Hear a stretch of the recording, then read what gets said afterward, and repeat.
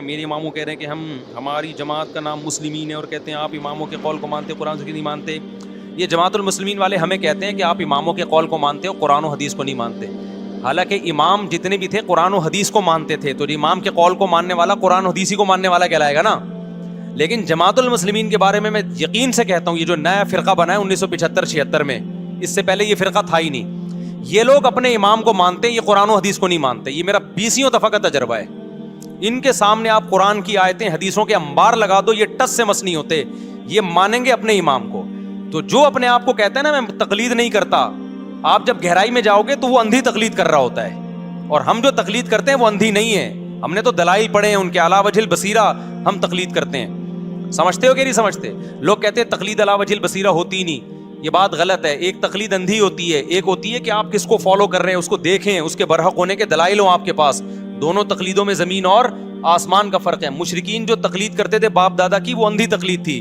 قرآن کہتا تھا تمہارے باپ دادا خود ہی حق پر نہیں ہے, تم ان کی کیسے تقلید کر رہے ہو. اس سے پتہ چلتا ہے اگر حق پر ہوتے پھر تقلید جائز تھی.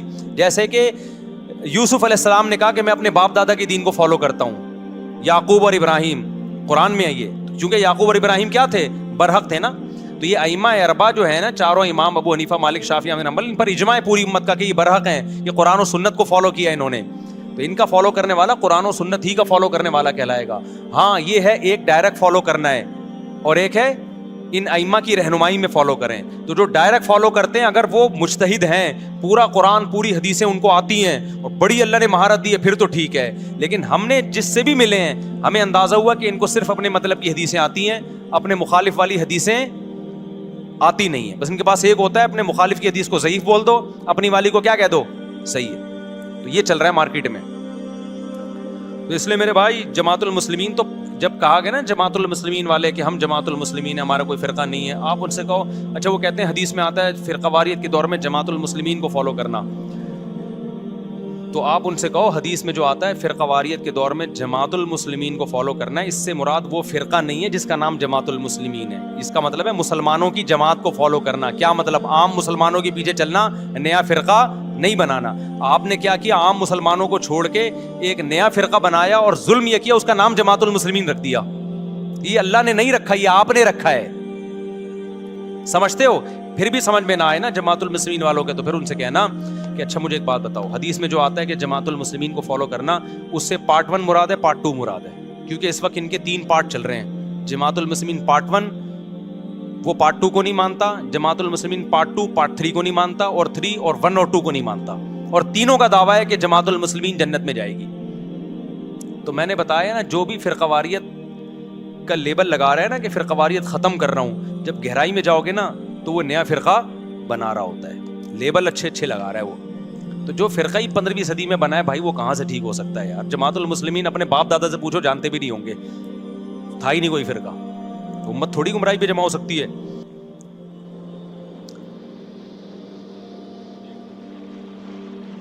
ہاں بھائی نے کہا کہ ہم ابو حنیفہ یا مالک کو یا امام شافعی کو فالو کرتے ہیں, ہم صحابہ کو فالو کیوں نہیں کرتے؟ سمجھ رہے ہو؟ یہ بالکل ایسے سوال ہے جیسے ہم مصحف عثمانی کو فالو کرتے ہیں, حضرت عمر کے مصحف کو فالو کیوں نہیں کرتے؟ تو بھائی حضرت عثمان نے مصحف جمع کیا ہے, قرآن ایک کتابی شکل میں جمع کیا ہے, اور اس کا نام چونکہ حضرت عثمان نے جمع کیا تھا, اس کا نام کیا دے دیا گیا, مصحف عثمانی ہے. وہ وہی مصحف جو صحابہ کا تھا, نسبت حضرت عثمان کی طرف ہو رہی ہے اس کی.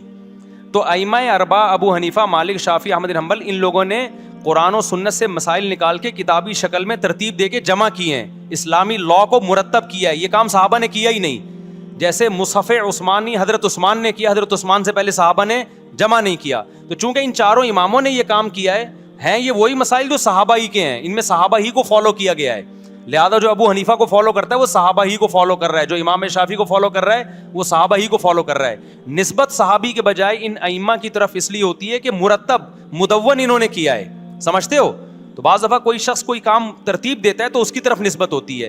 اس کی مثال ایسے ہے کہ ہم جو قرات قرآن کی پڑھتے ہیں نا, اس کو ابو حفص عن عاصم کی قرات کہا جاتا ہے, حالانکہ تو پیغمبر کی قرات ہے, یہ تو عبداللہ بن مسعود کی قرات ہے, لیکن نسبت ابو حفص عن عاصم کی طرف کی جا رہی ہے. وجہ کیا ہے؟ اس قرات کو مرتب کرنے والے کون ہیں؟ وہ ابو حفص ہیں جو عاصم سے روایت کرتے ہیں. سمجھ رہے ہو؟ تو نسبت ابو حنیفہ یا شافعی کی طرف ہونے سے یہ مطلب نہیں ہے کہ صحابہ نہیں ہے اس میں, نسبت ان کی طرف اس لیے کی جا رہی ہے کہ انہوں نے اس فقہ کو مرتب کیا ہے, باقی ان میں ہے صحابہ ہی کے اقوال. آپ امام شافعی کا فقہ اٹھا کے دیکھو اس میں بھی صحابہ کے اقوال, ابو حنیفہ کا فقہ اٹھا کے دیکھو اس میں بھی صحابہ کے اقوال ہیں, وہ صحابہ ہی کو فالو کر رہے ہیں ہم. ڈائریکٹ صحابہ کو اس لیے نہیں کر رہے کہ انہوں نے مرتب ہی نہیں کیا نا فقہ. کتاب الوضو, کتاب الجنائز, کتاب البیع, کتاب الطلاق, کتاب النکاح, تو لا ترتیب کی شکل میں صحابہ نے دیا ہی نہیں ہے, کیونکہ اس وقت ضرورت نہیں تھی. جب اسلامی دنیا وسیع ہوئی ہے, اسلامی قانون کی ضرورت ہوئی ہے کہ بھئی عدالتوں میں قانون نافذ ہوگا, پھر مرتب کیا گیا ہے. پھر جو مرتب کیا گیا ہے تو وہ ان ائمہ کے شاگردوں نے کیا ہے, اس لیے اس کی نسبت ان ائمہ کی طرف ہوتی ہے.